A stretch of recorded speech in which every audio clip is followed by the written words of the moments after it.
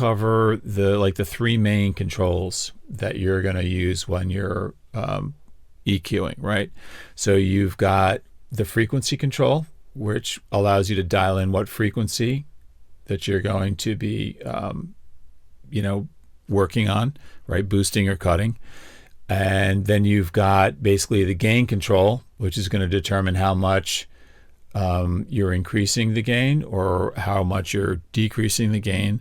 And then you have the Q, which, people ask, where does Q, where does it come from? And I think if I remember correctly, it came from like electronics where it dealt with like quality or quantity.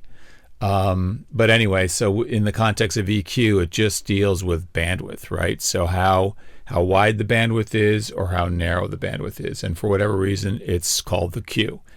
So, and it functions, the more you increase the Q, it's actually an inverse effect. So the more you increase the Q, the narrower the bandwidth becomes. And the more you decrease the Q, going to the left, the wider the bandwidth becomes.